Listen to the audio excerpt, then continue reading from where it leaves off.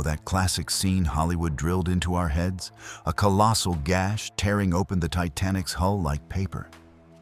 You can wipe that from your memory. The truth, buried 2.5 miles deep, is far more terrifying. If you added up every single puncture that sank the ship, the total space wouldn't be any bigger than a small window. The killer wasn't a giant hole. It was a lethal, invisible gap of just 4 inches. So, how did the ocean take down 46,000 tons of steel through such a tiny crack? Before we dissect this structural failure, hit that like button, subscribe to the channel, and let us know in the comments. Did you still believe the myth of the giant gash? Let's uncover how water defeated the arrogance of steel. To understand the anatomy of this tragedy, we first need to look at the brutal contrast between human hubris and nature's ruthless precision. We were living at the absolute peak of the Industrial Revolution. It was a time when mankind truly believed we had conquered the planet with our machines. The Titanic wasn't just a ship. She was a 46,000-ton floating monument, forged by the unshakable pride of an entire generation. Down in the shipyards, her thick steel plates were meticulously engineered to withstand the worst fury the unforgiving North Atlantic could dish out. People believed, with an almost blind faith, that this Leviathan was invulnerable, a mechanical fortress that mocked the very laws of nature. But the brilliant minds of 1912 missed one crucial detail.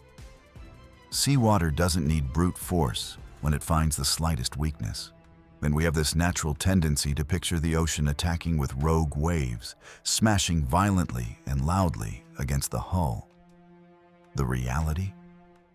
Down in those freezing depths, the Atlantic acted as a silent adversary, patient, calculating. The real battle that night wasn't won by a thunderous impact, but by the invisible, lethal physics of hydrostatic pressure. When the iron giant brushed up against that shoulder of ice, freezing water didn't explode into the compartments like some Hollywood tidal wave. Far from it. Under the crushing pressure of the deep, the water found that tiny, 4-inch seam and shot into the ship like invisible blades. These were highly pressurized jets, slicing through the dead silence of that April night with a relentless force that the engineering of the day simply couldn't contain, let alone comprehend. It was cold, cruel math.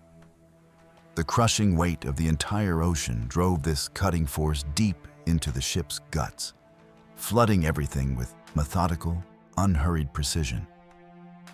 It's almost ironic to realize that nature's pinpoint accuracy found the exact blind spot of this towering human masterpiece. And since we're pulling back the curtain on structural flaws that the history books rarely dive into, take a second to make sure you're still subscribed and leave a like. Our deep dive into the real, untold story of that tragic night is just getting started. After all, what did people actually feel in the exact moment of impact, deep down in the boiler rooms, miles away from the soft music of first class? Imagine being trapped dozens of feet below the luxurious main deck. It's a hostile world. The heat is suffocating. A coal dust chokes the air. And the deafening roar of a massive furnaces dominates every waking second. This was the gritty reality for the firemen and stokers in the belly of the Titanic, the essential crewmen keeping the heartbeat of that steel titan alive. When we think of a disaster this massive, our minds, conditioned by the movies, immediately expect a cataclysmic boom, a violent explosion of tearing metals signaling the end of the world. But the collision with the iceberg completely defied that dramatic, cinematic logic. There was no head-on crash that threw men violently to the floor. What happened in those sweltering depths was something far more terrifying because of its monstrous subtlety. For the exhausted men working boiler room number 6, the harbinger of doom wasn't a deafening blast. It was a continuous, grinding drag. Survivors from the lower decks didn't describe a heavy blow. They described the slow agony of a giant, unforgiving finger scraping hard against an old washboard, or the sickening sound of heavy canvas being slowly ripped apart. And this is exactly where we need to shatter another widespread historical illusion about 1912. That deadly iceberg never acted like a razor blade slicing a clean line down the side of the ship, like so many books suggest.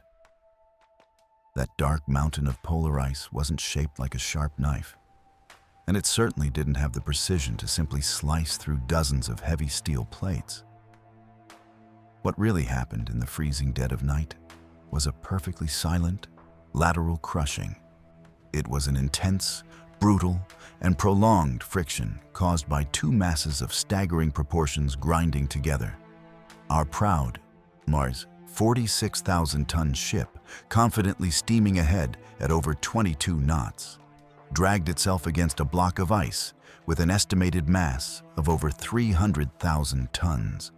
When the unforgiving laws of physics forced two titans of that scale to collide and transfer energy in the middle of the ocean, something inevitably has to give. The entire starboard wall of the great ocean liner was crushed by a pressure almost unimaginable for the time.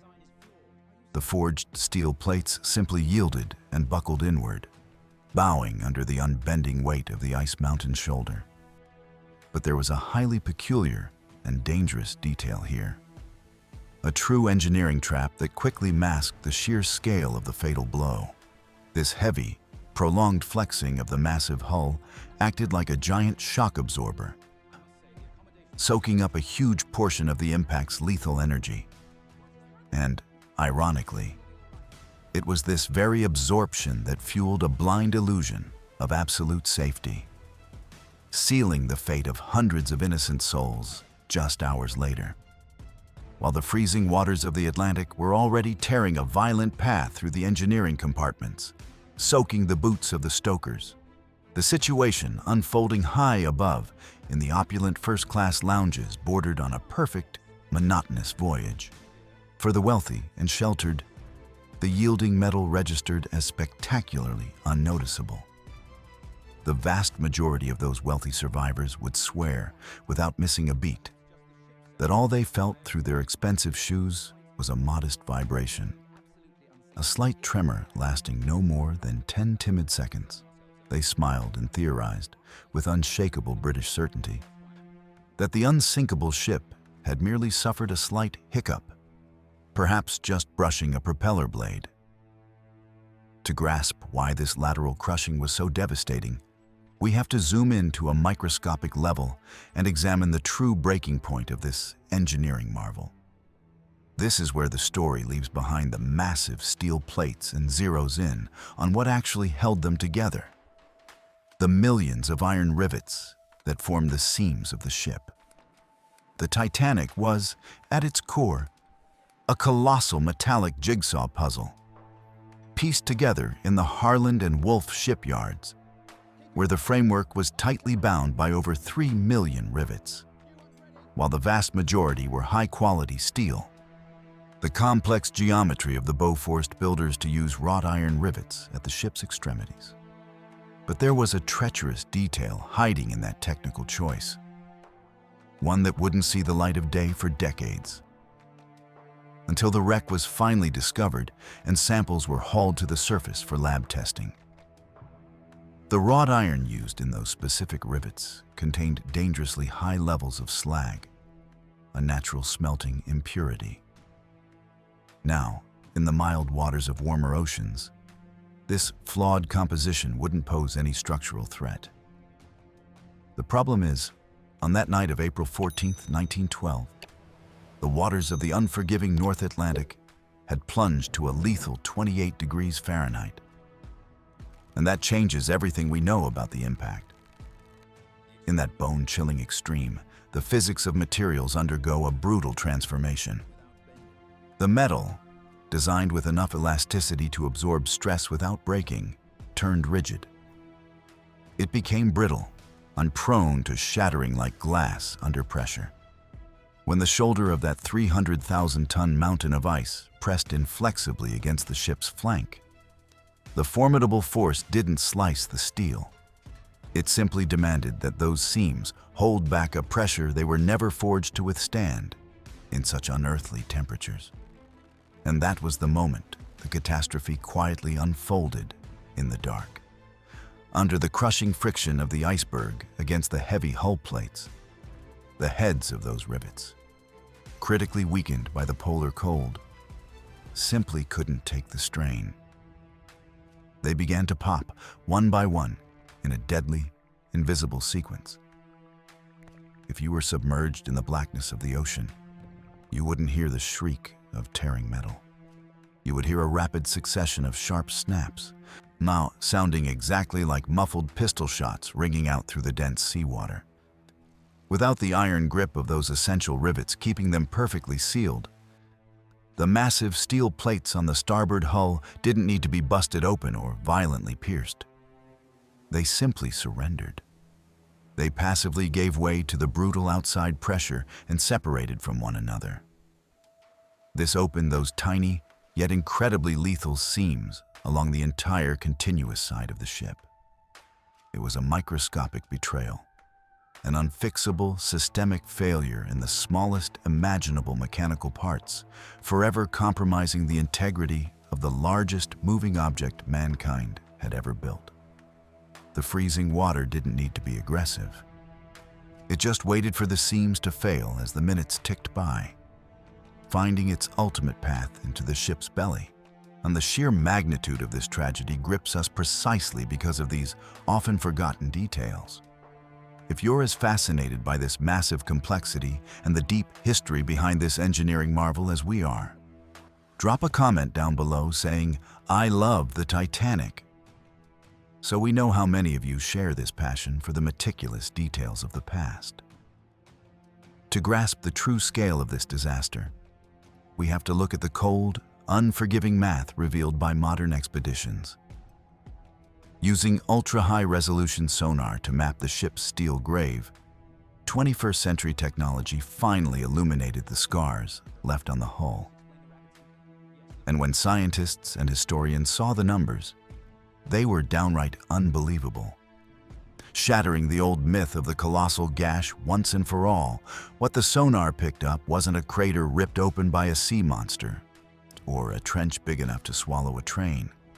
It was a series of 6 incredibly thin slits, surgically distributed along the starboard side.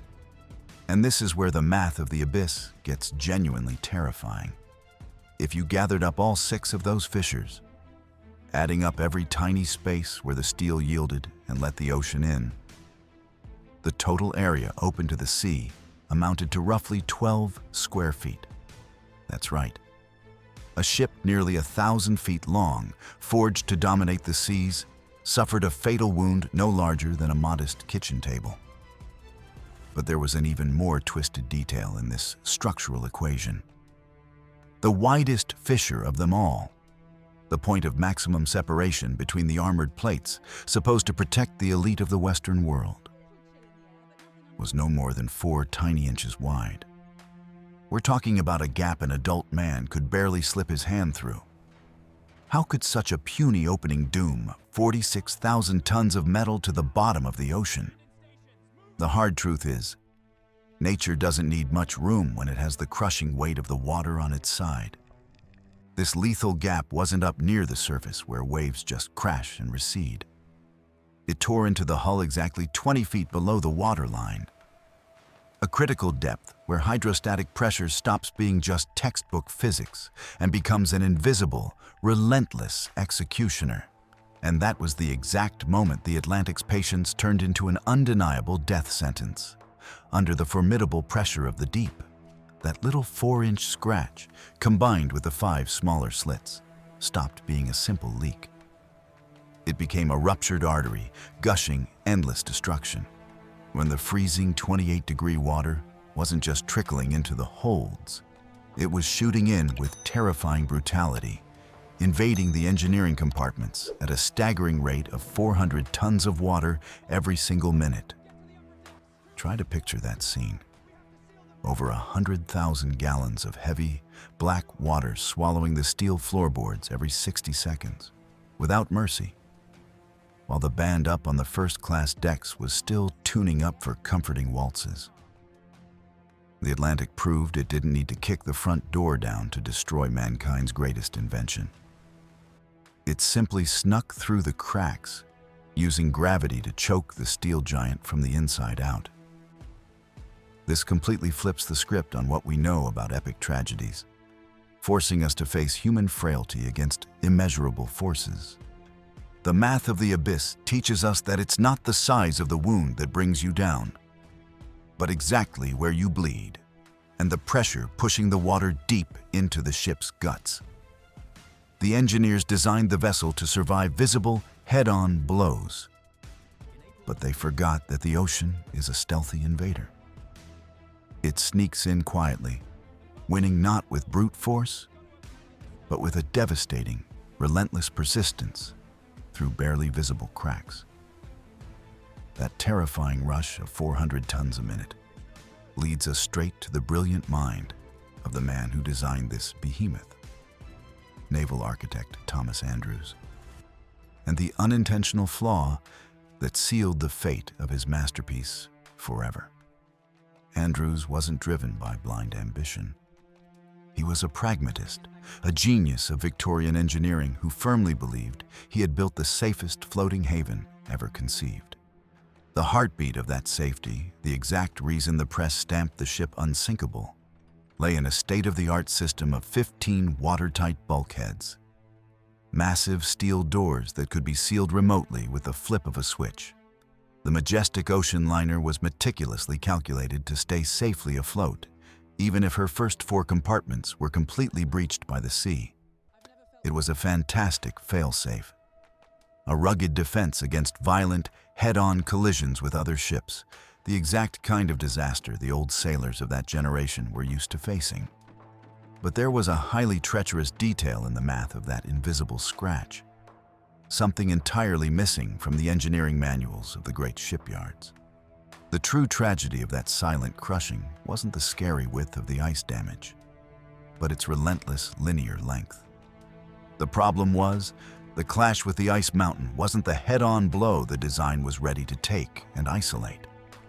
By trying to swerve in pure, last-second desperation, the crew turned what would have been a massive frontal impact into a continuous, lethal scrape down the starboard side. The immense, hidden shoulder of ice dragged along the plates, pressing into the steel for nearly 300 unbroken feet along the ship's massive belly. That was the exact moment human genius got dealt an inescapable checkmate by nature's ruthless precision.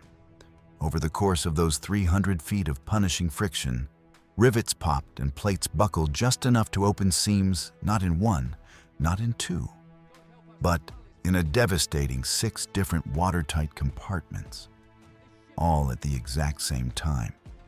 The water violently flooded the forepeak, and the first 3 massive cargo holds and the 2 largest boiler rooms, wiping out any shot at structural survival in one fell swoop. The project hailed as flawless, a veritable fortress chopped into zones meant to lock out danger like fire doors, was completely neutralized by a surgical, lateral strike. When Thomas Andrews himself surveyed the damage deep below and unrolled the complex blueprints on a table, it didn't take him long to realize the nightmare was real and final. The cold math of the water left absolutely no room for miracles. With more than 4 compartments compromised, the colossal weight of the water would drag the ship's bow down irreversibly. This would allow the ocean to spill over the top of the bulkheads and flood the next compartment in a terrifying, an unstoppable domino effect, like an ice cube tray overflowing under a running faucet. The great marvel of 1912 engineering didn't go down because of a grotesque design flaw. It sank because the sea delivered the exact surgical blow, with the perfect lethal reach needed to cripple the greatest defense system mankind had ever dared to build.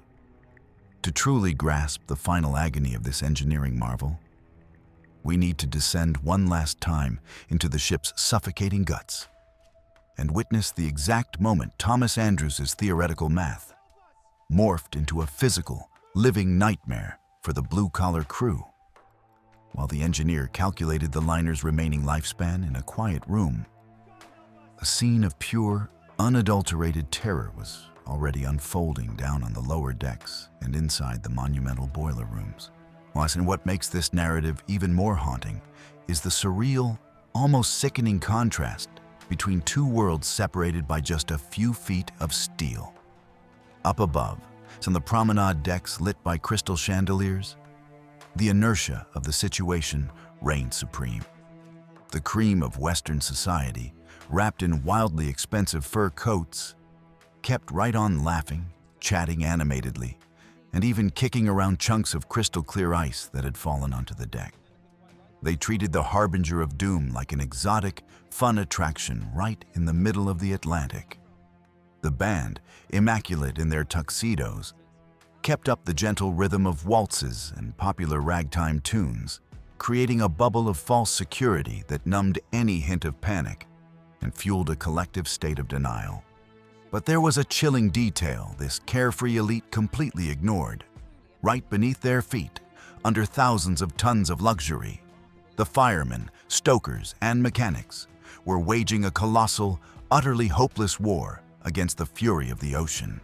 In those dark depths, the water wasn't rising slowly like a gentle tide on a calm beach.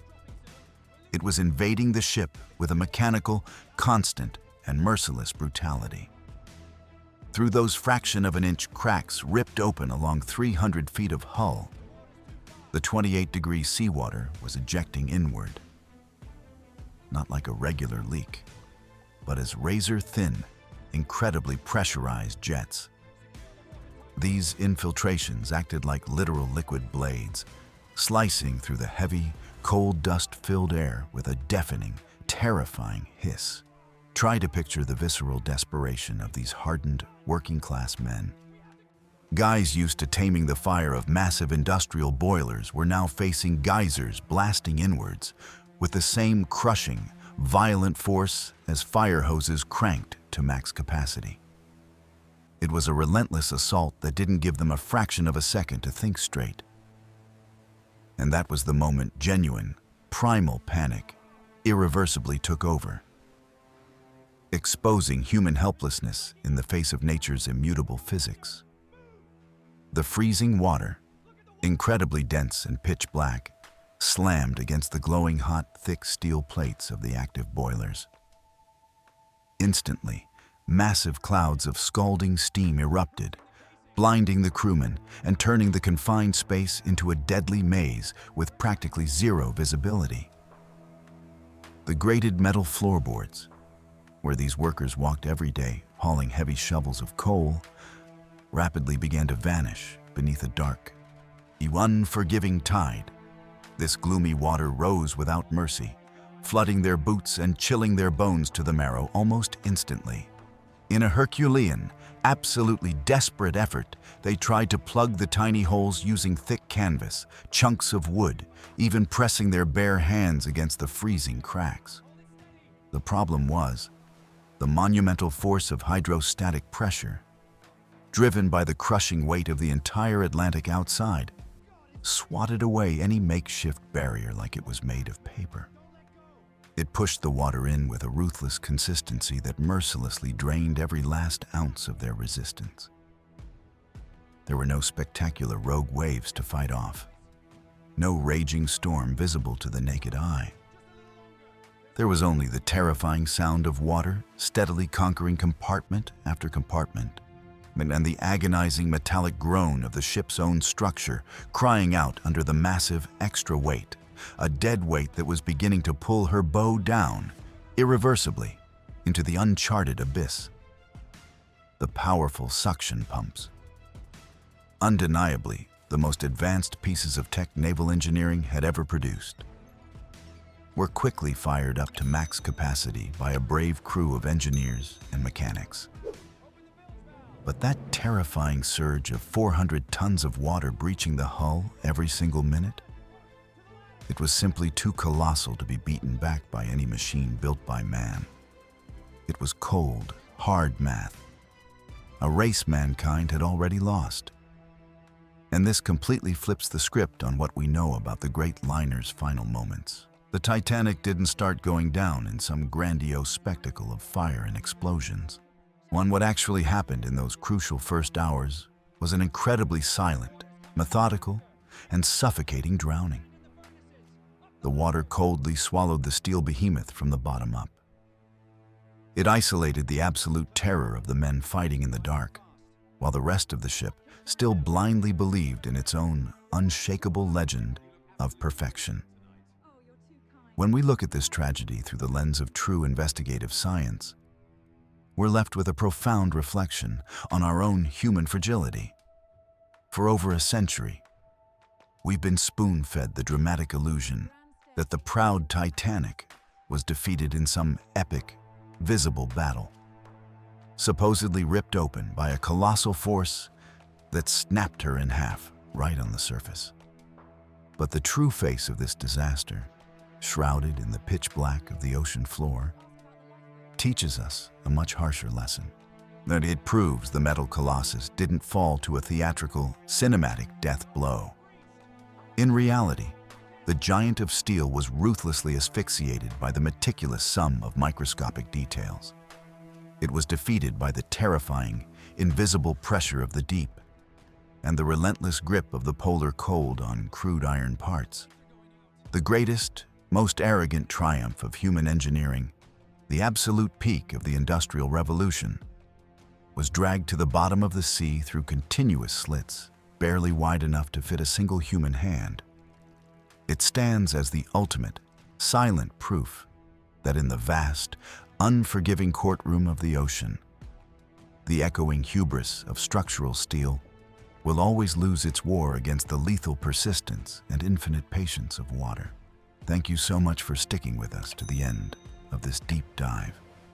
If this fact-based perspective changed how you see the fall of the Titanic, hit that like button, subscribe to the channel, and share this video with anyone who still buys into the Hollywood legends.